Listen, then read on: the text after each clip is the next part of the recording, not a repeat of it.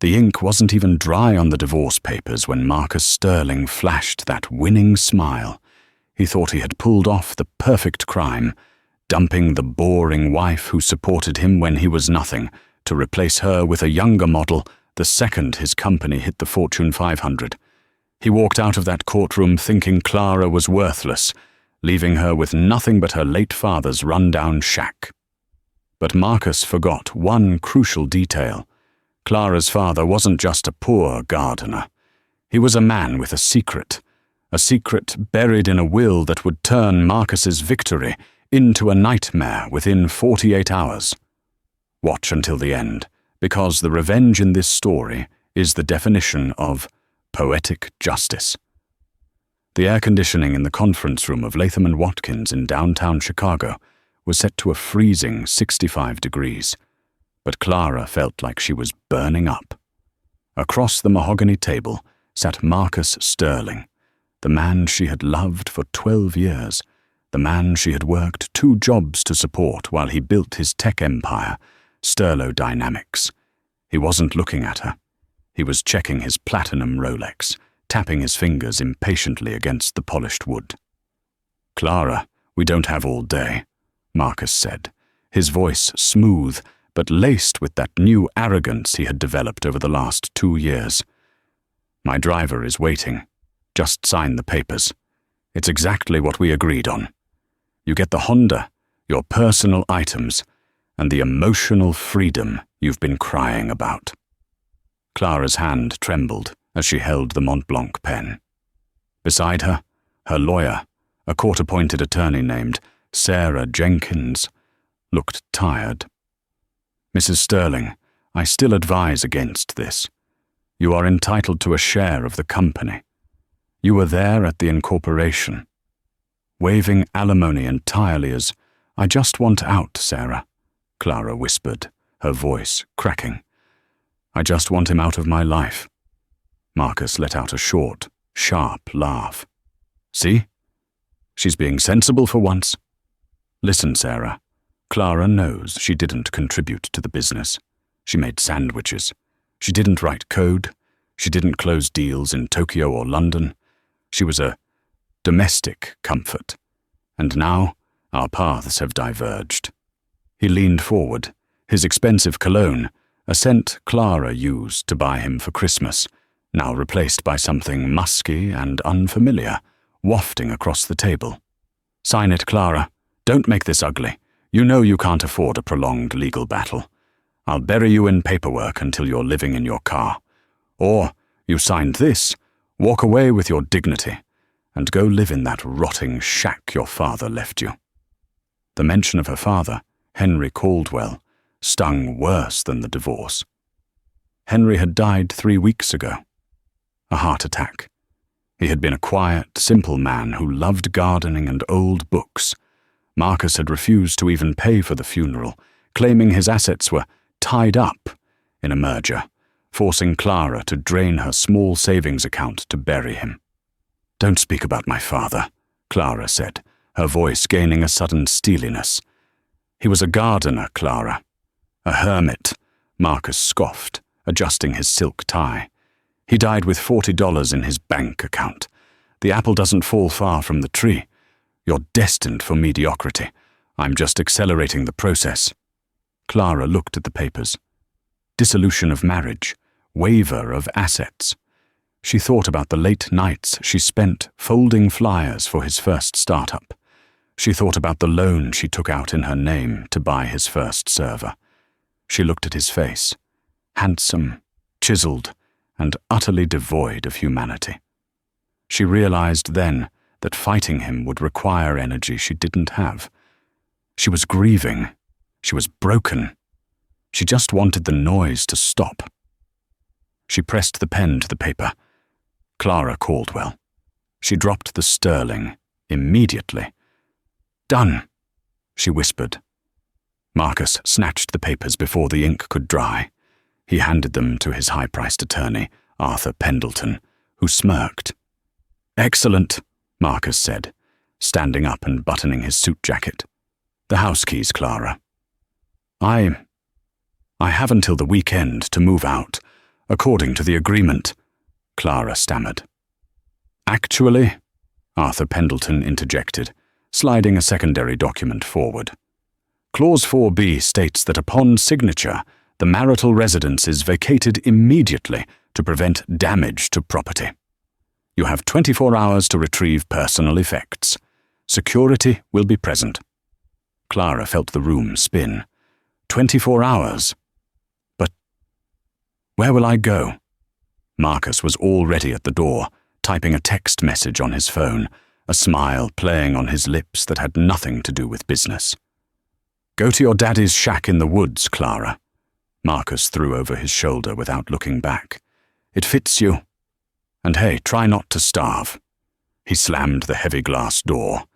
Clara sat alone in the freezing room, the silence deafening. She was 34 years old, divorced, homeless, and penniless. But as she stared at the empty chair Marcus had occupied, she didn't know that the text message he had just sent was to a woman named Jessica, confirming that the pest was gone. And she certainly didn't know that miles away, in a dusty law office in Vermont, a different kind of document was being stamped, one that concerned the poor gardener, Henry Caldwell. The drive to the Sterling estate in Lake Forest was a blur of tears and rain. Clara drove her 2018 Honda Civic, the only thing she truly owned, up the winding driveway lined with the oak trees she had planted herself 5 years ago. When she pulled up to the mansion, a sprawling, modern glass and steel structure that had been featured in Architectural Digest, her stomach dropped. There was a moving truck in the driveway, a luxury moving truck, and there was a red Porsche 911 parked right where her Honda usually went. Clara turned off the ignition and stepped out into the drizzle. Before she could even reach the front steps, the heavy oak double doors swung open. It wasn't Marcus. It was a woman. She looked to be about 24. She was wearing a white cashmere sweater that Clara recognized. It was from a boutique in Paris Marcus had visited last month for business. She had blonde hair falling in perfect waves, and she was holding a glass of champagne. This was Jessica Vane. Clara knew the name. She was the new marketing intern Marcus had hired 6 months ago, the one he said was bright and full of potential. "Oh," Jessica said, feigning surprise. She took a sip of the champagne. "You must be the ex-wife. Marcus said you'd be coming by to pick up your junk." Clara felt a physical blow to her chest. "This is my house until tomorrow morning, Jessica. What are you doing here?" Jessica laughed, a tinkling, cruel sound. "Honey, didn't you read the papers? Marcus transferred the deed to a holding company last week. And guess who manages the residential assets of that company? Me. I'm moving in. Today." Jessica stepped aside, gesturing grandly to the foyer. "Be quick. I have decorators coming at 4 p.m. to get rid of this." She gestured vaguely at the warm, rustic furniture Clara had picked out. This depressing beige vibe. We're going modern, minimalist. Clara walked past her, her legs feeling like lead. She went up the floating staircase to the master bedroom. It smelled like bleach and Jessica's overly sweet perfume. Her clothes, her modest blazers, her jeans, her comfortable sweaters were already piled on the floor in black trash bags. "I had the maid pack for you," Jessica called out from the hallway, leaning against the doorframe. "To save time, we threw out the things that were, well, frankly, embarrassing. Who wears polyester blends in 2024? Clara knelt by the bags. She unzipped one. Her wedding album was in there, the cover bent. A framed photo of her and her father was face down, the glass cracked. She stood up, clutching the photo. "You can have him, Jessica," Clara said, her voice shaking but louder than before. "You can have the house. You can have the money. But you should know something about Marcus." Jessica rolled her eyes. "Oh, save it. You're bitter. He told me you were suffocating him. He will trade you in, Clara said, turning to face the younger woman. The moment you aren't shiny and new, the moment you need something from him, he will discard you. He doesn't love people, Jessica. He loves ownership. Jessica's smile faltered for a fraction of a second, but she recovered quickly. Get your bags and get out. Marcus is coming home for a celebratory dinner tonight, and I don't want your sad energy ruining the Wagyu steaks. Clara dragged the 4 black trash bags down the stairs, one by one. Jessica watched from the landing, sipping her drink, not lifting a finger. When Clara finally loaded the trunk of her Honda, she was soaked from the rain and sweating from exertion. She looked back at the house one last time. Through the massive floor-to-ceiling window, she saw Marcus's car pull up. He got out, and Jessica ran to him. He spun her around, kissing her deeply, the kind of kiss he hadn't given Clara in 5 years. Marcus looked up and saw Clara standing by her old car. He didn't wave. He didn't look sad. He just checked his watch, pointed to the gate, and shooed her away like a stray dog. Clara got into the car, locked the doors, and screamed. She screamed until her throat was raw. Then she put the car in reverse and backed out of the driveway. She had nowhere to go but north, to Vermont, to the shack. She drove for 6 hours straight, leaving the city lights behind, driving deeper into the darkness of the mountains. She thought she had hit rock bottom. She thought the worst was over. She was wrong. The storm was just beginning, but not the kind Marcus prepared for. As she crossed the state line, her phone buzzed. It was an email from an unknown address, trustycaldwellholdings.net. The subject line read, "Urgent, regarding the estate of Henry Caldwell." Clara ignored it. She assumed it was a bill collector's for her father's medical expenses. She tossed the phone onto the passenger seat and focused on the muddy road ahead, leading her toward a destiny she couldn't possibly imagine. It was 2 a.m. when Clara's headlights cut through the dense pine forest of rural Vermont. The GPS had lost signal 20 minutes ago, but she remembered the way. She and her father used to come here when she was a little girl, before her mother died, before life got complicated. The property was located at the end of a long, unpaved gravel road that threatened to swallow the Honda's tires. Finally, the structure came into view. Marcus had called it a shack, and he wasn't entirely wrong. It was a small, A-frame cabin built in the 1970s. The wood was grey and weathered. The roof was covered in moss. There was no garage, just a lean-to shed filled with rusted gardening tools. Clara parked and killed the engine. The silence of the woods was heavy, broken only by the sound of wind rushing through the pines. It was pitch black. She used her phone's flashlight to find the key under the loose stone by the porch steps, a habit her father never broke. The door creaked open with a groan that echoed like a ghost. Inside, the air was stale and cold. It smelled of old paper, pipe tobacco, and damp wool. The smell of her father. Clara found the fuse box and flipped the main switch. Nothing happened. The power had been cut. "Of course," she sobbed, sliding down the wall until she hit the floor. Of course he couldn't pay the bill. She wrapped herself in her coat and curled up on the dusty rug in the center of the living room. She didn't have the energy to bring in her bags. She just lay there in the dark, crying until she fell into a restless, nightmare-filled sleep. She woke up to the sound of pounding. Bang, bang, bang. Clara jolted awake. Sunlight was streaming through the dirty windows, illuminating dust motes dancing in the air. She checked her phone. 8:30 a.m., bang, bang. Someone was at the door. Clara stood up, smoothing her wrinkled clothes. Panic set in. Had Marcus sent someone to harass her here? Had the bank come to foreclose on the cabin? She opened the door tentatively. Standing on the porch was a man in a sharp, charcoal-grey three-piece suit that looked ridiculously out of place in the muddy forest. He was older, perhaps in his 60s, with silver hair combed back severely and wire-rimmed glasses. Behind him, parked next to her dirty Honda, was a pristine black Bentley with a driver waiting by the door. "Ms. Clara Caldwell?" the man asked. His voice was deep, gravelly, and British. Yes, I'm Clara," she said, confused. "Who are you?" The man bowed slightly. "My name is Archibald Thorne.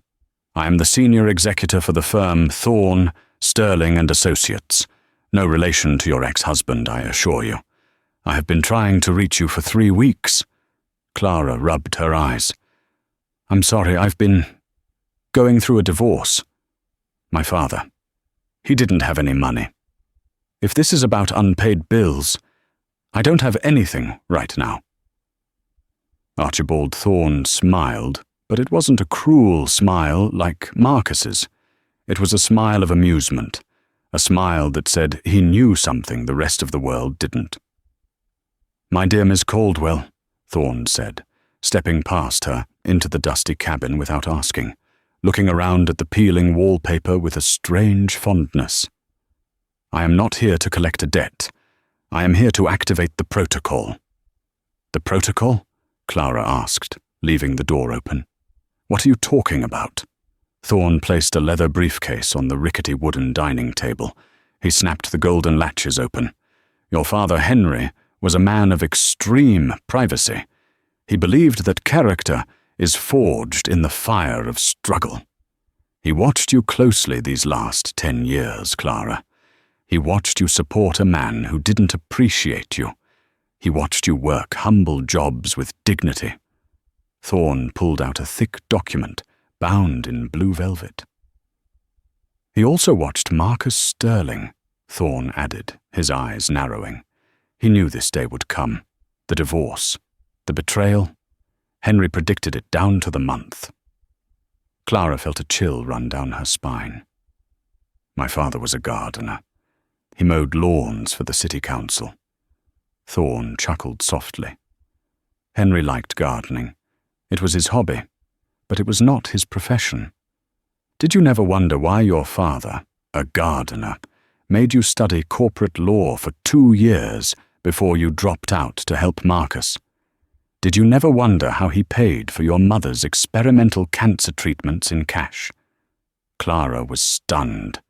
She had wondered, but she always assumed he had borrowed it or sold family heirlooms. "Who was my father?" Clara whispered. Thorne opened the document. Henry Caldwell was the majority shareholder and silent founder of Titanium Earth Holdings. He owned the mineral rights to 40% of the erratic earth metals used in smartphone production in North America. He also owned the land underneath the new tech district in Chicago. Clara's mouth fell open. The tech district? "Specifically," Thorne said, pointing a manicured finger at a map in the file. "The land upon which the Sterlo Dynamics headquarters is currently built. Marcus Sterling pays rent. He just doesn't know who the landlord is." Thorne looked up at Clara, his eyes twinkling. "The lease on Marcus's headquarters expires in 4 days, and according to your father's last will and testament, the ownership of the land and the decision to renew that lease now belongs solely to you." Clara grabbed the table to steady herself. "But there is a condition," Thorne said, his voice turning serious. "A condition? Yes. Your father wanted to ensure you were ready. The assets are yours, valued at approximately $850 million, providing you agree to one thing." Thorne slid a single sheet of paper forward. "You must personally deliver the eviction notice or the lease renewal to the tenant. You must look him in the eye when you do it." Clara stared at the paper. Yesterday, she was a discarded wife with a Honda Civic and a broken heart. Today, She was the woman who owned the ground Marcus Sterling walked on. Slowly, a smile spread across Clara's face. It wasn't a smile of happiness. It was a smile of reckoning. "Mr. Thorne," Clara said, her voice steady. "Do you have a pen?" Clara spent the next 4 hours in a state of suspended reality. Archibald Thorne was not merely a lawyer. He was a machine of efficiency. Within 30 minutes of Clara accepting the terms of her father's will, the cabin was swarming with activity. A satellite truck arrived to boost the internet signal. 2 junior associates from Thorne, Sterling and Associates appeared in a Range Rover with boxes of files and a catered lunch from a bistro in Burlington. "We have a lot of work to do, Ms. Caldwell," Thorne said, laying out a timeline on the rustic kitchen table. "The lease for the Sterlo Dynamics headquarters at 400 River North expires on Friday at midnight. That is exactly 72 hours from now. Marcus Sterling has been attempting to purchase the land from your father's shell company, Terra Firma LLC, for 5 years. He believes he is close to a deal with an anonymous elderly recluse." "He thought my father was just a stubborn old man," Clara murmured, reading the emails printed in the file. "Precisely. Marcus needs this land. He is currently in final negotiations to merge with Omnicorp, a Japanese tech giant. The merger is valued at $4 billion. However," Thorne tapped the paper with his pen, "a key clause in the merger agreement is secured infrastructure. If Marcus loses the lease on his headquarters, the merger collapses. His stock value will plummet to 0 overnight. He is over-leveraged, Clara. He spent millions on his lifestyle, assuming this deal would make him a billionaire." Clara looked at the numbers. Marcus was swimming in debt, hiding it behind rented Ferraris and leased penthouses, banking everything on this merger. And he needed her signature. Well, the signature of the landlord, to save his life. "He thinks I'm destitute," Clara said softly. "He told me to come here to starve." "Then let us ensure he remains ignorant until the moment of impact," Thorne said. "We need to get you back to Chicago. But not as Clara, the ex-wife. We need to introduce you as Clara, the chairman." Thorne made a phone call. An hour later, a helicopter landed in the clearing behind the cabin, blowing pine needles into a whirlwind. "Your father hated spending money on himself," Thorne shouted over the rotor noise as he guided Clara toward the aircraft. "But he authorized an unlimited budget for Project Justice. That is you, my dear." They flew directly to a private airfield outside Chicago, where a limousine was waiting. Clara was whisked to the penthouse suite at the Peninsula Hotel. Waiting inside the suite were 3 people: a stylist named Julian, a public relations crisis manager named Eleanor, and a forensic accountant named David. "We have 48 hours to erase the last 10 years of neglect," Julian said, looking Clara up and down critically but kindly.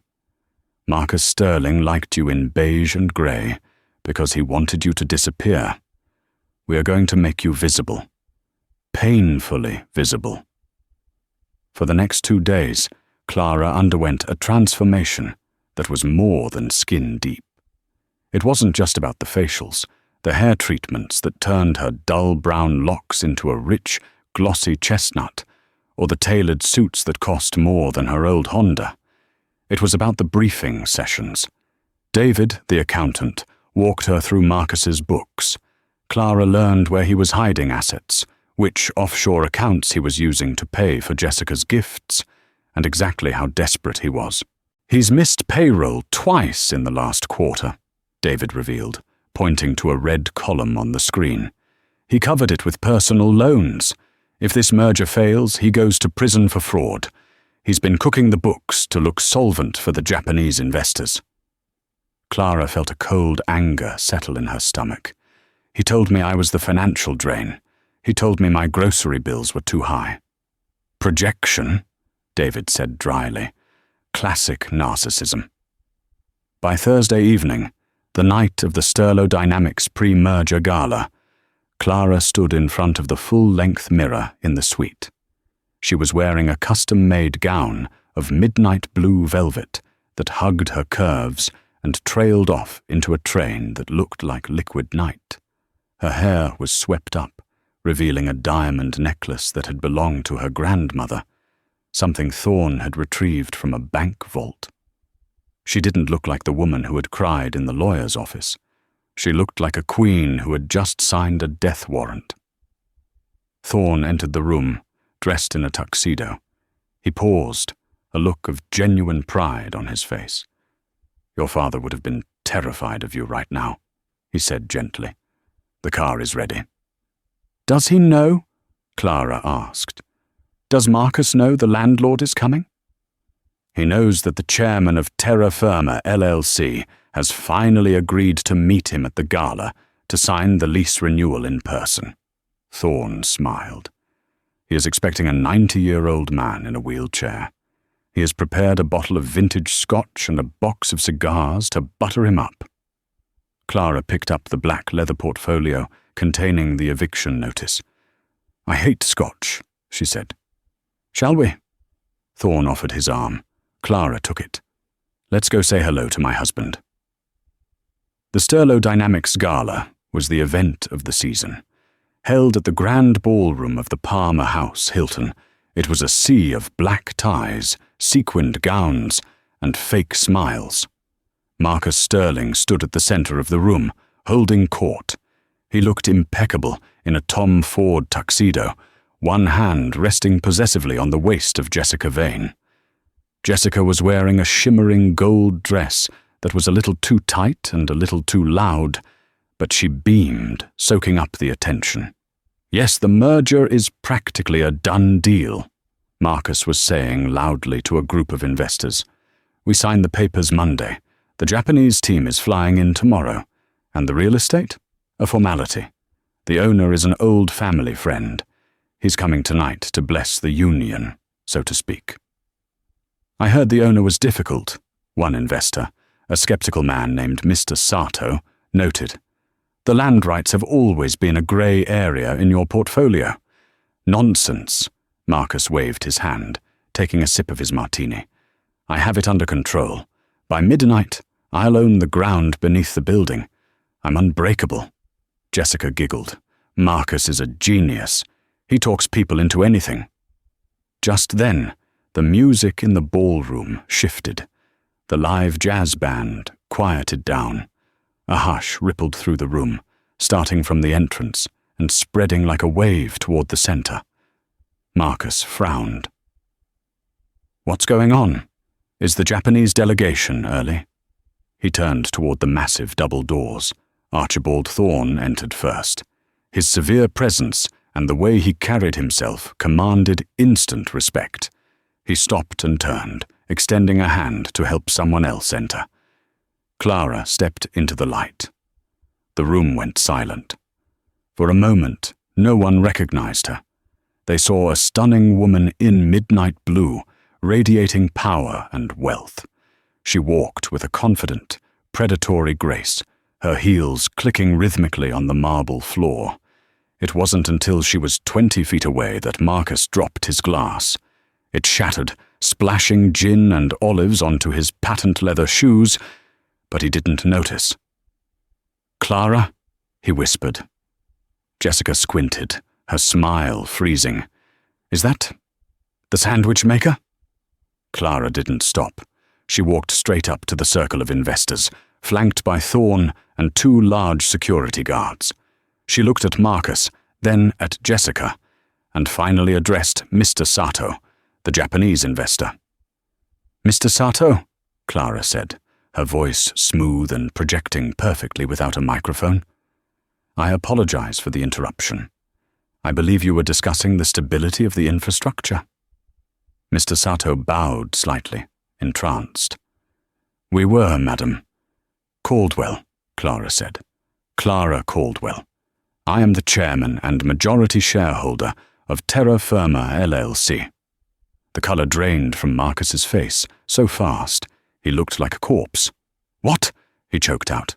"That's impossible. Terra Firma is owned by Henry Caldwell," Clara finished for him. "My father, who passed away 3 weeks ago. You remember him, Marcus? The gardener you wouldn't pay to bury." A murmur of shock went through the crowd. Phones were raised. The recording lights blinked on. "Clara, what is this?" Marcus hissed, stepping forward, his charm replaced by panic. "You're making a scene. You don't own anything. You signed the divorce papers. You waived your assets." "I waived my rights to your assets, Marcus," Clara corrected him, a small, cold smile playing on her lips. "I didn't waive my rights to mine. And it turns out my father left me quite a bit, including the land your headquarters sits on." Jessica laughed nervously, looking around for support. "This is a joke, right? She's lying. She's crazy. Marcus, call security." "I wouldn't do that," Thorne interjected calmly. "Ms. Caldwell is the guest of honor. In fact, technically, since your company is 3 months behind on rent according to the fine print of the original 1990 lease agreement, she is the only person with the legal right to be here. You are currently trespassing." Marcus was sweating now. He looked at Mr. Sato, who was frowning deeply. "Marcus," Mr. Sato said, his voice hard, "you told us you owned the land. You told us the lease was a formality." "It is. It is," Marcus stammered. He grabbed Clara's arm. "Clara, honey, listen. Let's go to the back room. We can talk about this. We're family, right? 12 years? Clara looked at his hand on her arm until he let go. "We aren't family, Marcus. You made sure of that on Tuesday at 11 a.m. "Look, I'm sorry about what I said," Marcus whispered, desperate, his eyes darting around the room. "I was stressed. The merger, the pressure. I still love you. Jessica meant nothing. She's an employee," Jessica gasped. "Marcus!" Clara laughed. It was a genuine laugh, bright and terrifying. "Oh, Marcus, you never change. Selling out the new model to try and get the old one back because the old one suddenly has a price tag."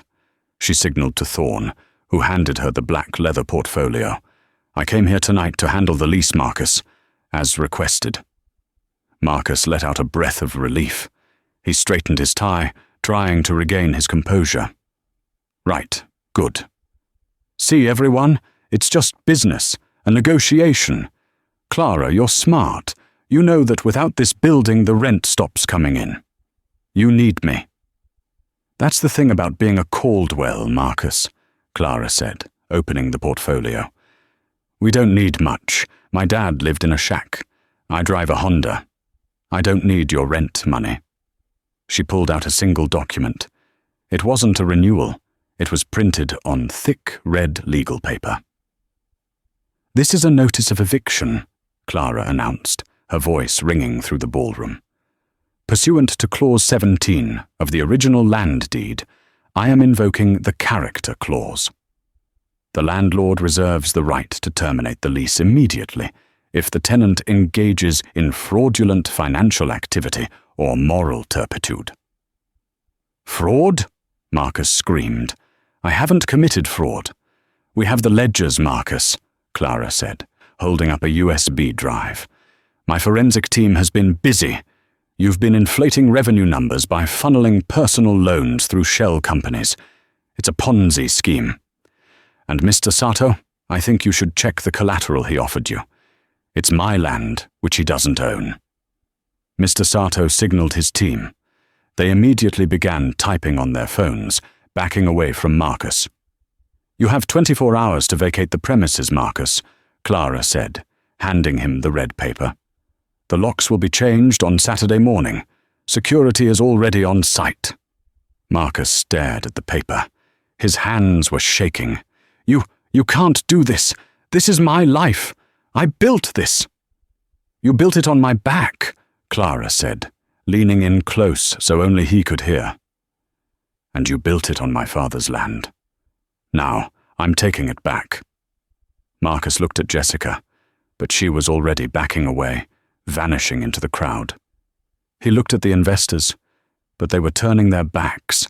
He was alone in the center of the ballroom, holding an eviction notice. Clara turned to leave. "Wait!" Marcus shouted, tears streaming down his face, fully breaking down. "Clara, please! I'll give you half. I'll give you everything. Just don't destroy me." Clara paused. She looked back over her shoulder, the diamonds at her neck catching the light.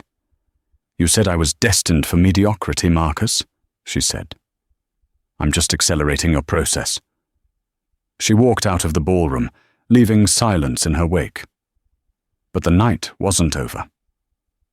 As Clara stepped into the cool night air where the limo waited, Thorne's phone rang.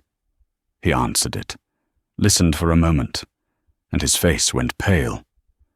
He covered the phone. "Clara, don't get in the car."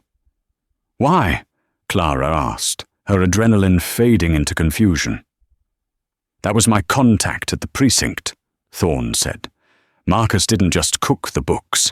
He borrowed money from the wrong people to cover his tracks, the Chicago outfit. And they just found out the merger is dead." Clara looked back at the hotel entrance. A black van screeched to a halt in front of the valet. 4 men in heavy coats jumped out and ran inside. "He's going to get hurt," Clara whispered. "He made his bed," Thorne said. "No," Clara said, her eyes hardening. "He goes to prison. He doesn't get the easy way out. I want him to live long enough to see me run his company better than he ever did." Clara grabbed her phone. "Call the police, Thorne. Save him. For now." The chaos outside the Palmer house, Hilton, was a symphony of sirens. Clara stood behind the tinted glass of the limousine, watching the scene unfold like a dark movie. Thanks to Thorne's call, 6 Chicago PD cruisers had swarmed the entrance, just as the men in the black van were dragging a kicking and screaming Marcus toward their vehicle. The collectors scattered the moment the blue lights flashed, abandoning their prize. Marcus wasn't kidnapped, but he wasn't free either. Clara watched as officers handcuffed her ex-husband. He looked disheveled, his tuxedo torn at the shoulder, his face streaked with sweat and tears.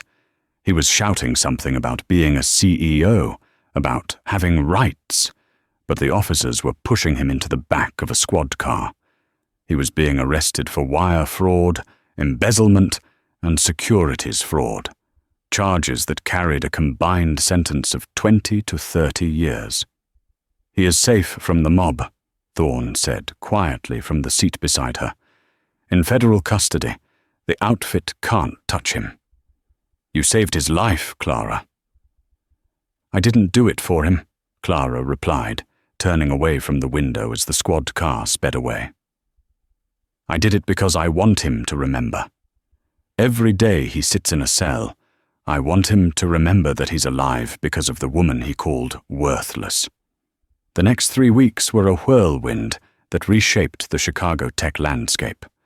With Marcus in jail and the fraud exposed, Sterlo Dynamics stock crashed. It went from trading at $140 a share to $2.30 in 48 hours. The merger with Omnicorp was dead. The employees were terrified. The board of directors was in a panic. They had no CEO. They had no money. And worst of all, they had no building. Their eviction date had passed, and Clara held the keys. On a rainy Tuesday morning, the board of directors of Sterlo Dynamics requested an emergency meeting with the landlord. They expected to meet at a law office. Instead, Clara made them come to the building they used to occupy, the one she had locked them out of. They sat in the dark boardroom. The power had been cut, just as the power had been cut at her father's shack. 12 wealthy men and women sat in their expensive suits, shivering slightly in the unheated room. When Clara entered, she was flanked by Archibald Thorne and a team of auditors. She didn't sit down. She paced at the head of the table. "Ladies and gentlemen," Clara began, her voice echoing in the cold room. "You are trespassing, but I'm willing to listen. Mrs. Sterling, Ms. Caldwell," the chairman of the board, a nervous man named Mr. Henderson, stammered. "We are facing bankruptcy. If we don't get access to the servers in the basement, the company dies. Thousands of jobs will be lost. We are begging you to renew the lease." "The lease is non-negotiable," Clara said sharply. "I don't rent to criminals. And under your watch, Marcus turned this company into a criminal enterprise." "We didn't know," a board member protested. "It was your job to know," Clara snapped. "But I care about the engineers. I care about the receptionists. I care about the people who actually work, unlike you." She signaled Thorne, who slid a thick stack of binders onto the table. "I am proposing a solution," Clara said. "I will not renew the lease for Sterlo Dynamics. However, my holding company, Terra Firma, is willing to acquire the assets of your failed company. We will buy the servers, the intellectual property, and the contracts." "Acquire us," Henderson scoffed. "For how much? The valuation was $4 billion last week." "That was last week," Clara said coldly. "Today you have $400 million in debt and no headquarters. I am offering to buy the company for $1. $1? The room erupted in outrage. "Plus," Clara raised her voice, silencing them, "I will assume the debt. I will pay the back wages of every employee you haven't paid in 2 months, and I will keep the staff. But the board? You are all fired. Effective immediately. No severance packages. No golden parachutes." "You can't do that," Henderson shouted. "We'll sue." "Sue who?" Thorne stepped in, his voice like gravel. "The company is insolvent. You can accept the dollar and walk away without liability, or you can face the shareholder lawsuits that are coming next week on your own. Ms. Caldwell is offering you a lifeboat. I suggest you take it." The room fell silent.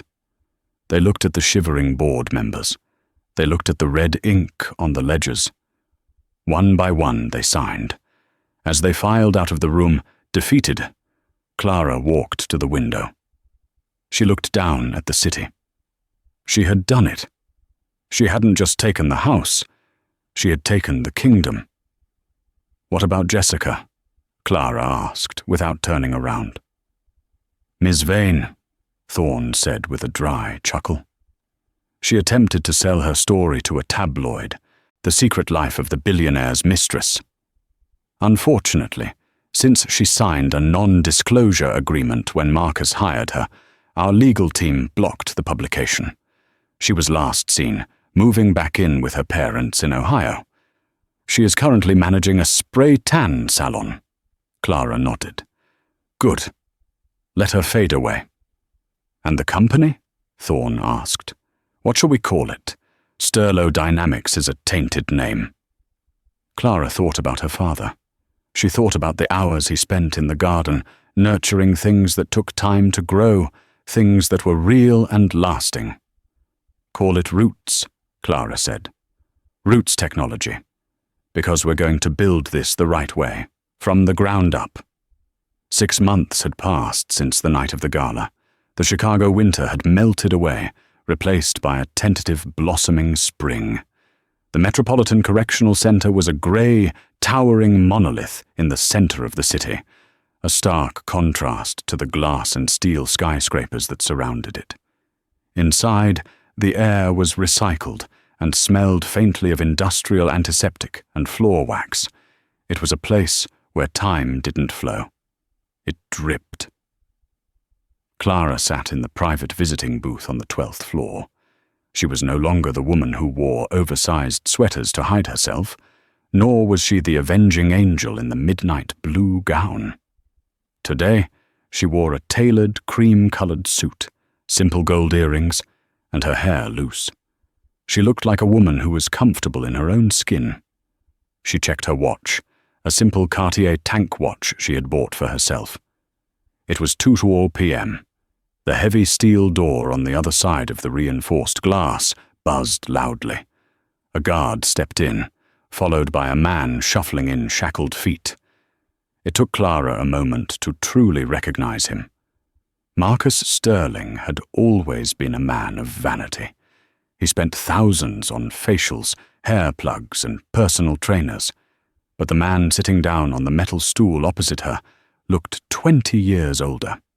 His skin was sallow and grey, deprived of sunlight. His once thick hair was thinning rapidly, revealing a scalp pale from lack of exposure. The orange jumpsuit hung off his frame, suggesting he had lost at least 30 pounds. He didn't look up at first. He kept his eyes on the scratched metal counter. "Hello, Marcus," Clara said softly. Her voice was carried through the electronic grate at the bottom of the glass. Marcus flinched. He slowly raised his head. His eyes, usually bright with calculation and arrogance, were dull and bloodshot. When he saw her, a flicker of something, shame perhaps or regret, crossed his face. "You actually came," he rasped. His voice was rough, unused. "I thought my lawyer was lying." "He said you wouldn't stop filing requests," Clara said, clasping her hands on the table. "He said you were becoming disruptive." "I just needed to know," Marcus whispered, leaning forward as much as the chain connected to the table would allow. "I needed to know if it was real. In here, you lose track of what's real." "It's real, Marcus." "The company?" he asked, a desperate hunger in his eyes. Does it still exist?" Clara nodded. "It does. But it's not Sterlo Dynamics anymore. It's Roots Technology." Marcus winced at the name. "Roots? Because of your father?" "Because of the foundation," Clara corrected. "We had a lot of work to do. The forensic audit took 3 months. You left a mess, Marcus. There were phantom employees, inflated contracts, the Ponzi scheme with the investors. It was rotting from the inside out." "I was fixing it," Marcus snapped, a flash of his old defensiveness appearing. "I just needed more time. The merger would have covered the holes." "The merger was a bandage on a gunshot wound," Clara said calmly. "We stripped it down. We sold the private jet. We sold the corporate apartments in London and Tokyo. We liquidated the fleet of luxury cars." Marcus looked pained. "My Porsche?" "Sold. The proceeds went to the employee pension fund you raided," Clara said. "We're profitable now, Marcus. Actually profitable. Not just on paper. Forbes ran a piece on us last week. They called it the turnaround of the decade." Marcus slumped back. "And you? Are you the CEO?" "I am the chairwoman," Clara said. "I hired a CEO, a woman named Elena, who used to run operations for Google. She knows how to manage people, not just manipulate them. I focus on the vision and the philanthropy." Silence stretched between them. The buzz of the fluorescent lights seemed deafening. "What about Jessica?" Marcus asked, his voice barely a whisper. Does she ask about me?" Clara sighed. She had expected this. "Marcus, Jessica didn't even stay for your arraignment. The moment the handcuffs went on, she called an Uber." "She loved me," Marcus insisted weakly. "She loved the lifestyle," Clara said. "We found out she tried to sell a tell-all book about your private life to a tabloid. Our lawyers blocked it. She's back in Ohio now, living with her parents. She's working at a tanning salon." Marcus closed his eyes. A single tear leaked out, tracking through the grime on his cheek. The reality of his isolation was finally hitting him. The friends, the lovers, the sycophants. They were all gone. "I have nothing," he whispered. "I'm looking at 15 years, Clara. Maybe 20. I'll be an old man when I get out. If I get out." "You have time," Clara said. "Time to think. That's more than you gave my father when you refused to help him." Marcus looked at her, his expression crumbling. "I'm sorry. I know. I know words don't mean anything now. But I am. I was so afraid of being poor, Clara. I was so afraid of being like my parents that I became a monster. And now, I'm worse than poor. I'm a number." He looked at her through the glass, his hand pressing against it. "Why are you here, Clara? To laugh? To show me the suit? To tell me you won?" Clara reached into her leather bag. She pulled out a folded piece of paper, old, yellowed parchment. "I found this in my father's safety deposit box," she said. "It was wrapped around the deed to the land." She unfolded it and held it up to the glass so he could read the shaky handwriting of Henry Caldwell. "To my daughter. Justice is a hammer, and sometimes it must be swung. But do not let the hammer become your hand. A life lived in anger is a cage just as small as a prison cell. Win the war, my love, but then put down the sword. Plant a garden." Clara folded the letter back up. "I didn't come here to gloat, Marcus," she said softly. "I came here to let you go." "Let me go." "I've been carrying you around for 12 years, Clara said. "First as the husband I tried to please, then as the tyrant I feared, and finally as the enemy I wanted to destroy. But if I keep hating you, if I keep enjoying your misery, then I'm still trapped in this marriage. I'm still defined by you." She stood up, smoothing her skirt. "I forgive you, Marcus." Marcus stared at her, stunned. "You? After everything?" "I forgive you," she repeated. "Not for you. For me. Because I have a company to run. I have a life to live. And I can't do that if I'm dragging your ghost around with me." "Clara, wait!" Marcus pleaded, panic rising in his voice as he realized she was leaving. "Please just stay a few more minutes. I'm so lonely." "I deposited $5,000 into your commissary account," Clara said, ignoring his plea. "Buy some books, read. Learn something real. Goodbye, Marcus." She turned and walked toward the heavy steel door. "Clara!" Marcus shouted, his voice cracking. "Clara!" The guard stepped forward, placing a hand on Marcus's shoulder to restrain him. Clara didn't look back. The buzzer sounded, the door clicked open, and she stepped out of the visiting room. The transition was jarring. She walked from the dim, oppressive gray of the prison into the blinding afternoon sun of downtown Chicago. The air smelled of exhaust and hot pavement, but to Clara, it smelled like oxygen. Archibald Thorne was waiting by the curb, leaning against the polished black Bentley. He was reading the Wall Street Journal, but he folded it neatly as he saw her approach. He studied her face carefully. "Did you get what you needed?" Thorne asked. Clara took a deep breath, filling her lungs. She looked up at the sky, watching a cloud drift past the sun. She felt lighter, as if a physical weight had been lifted from her shoulders. "Yes," Clara said, "it's done." "He begged?" "He did." "And you?" "I walked away." Clara smiled. "He's the past, Archibald. Roots is the future." Thorne opened the rear door for her. "I took the liberty of ordering some new equipment for the weekend. The hydrangeas at the Vermont cabin need pruning. And I believe the forecast calls for rain." Clara laughed, a genuine free sound that startled a few pedestrians. "Perfect," she said, sliding into the car. "I love the rain. It makes everything grow."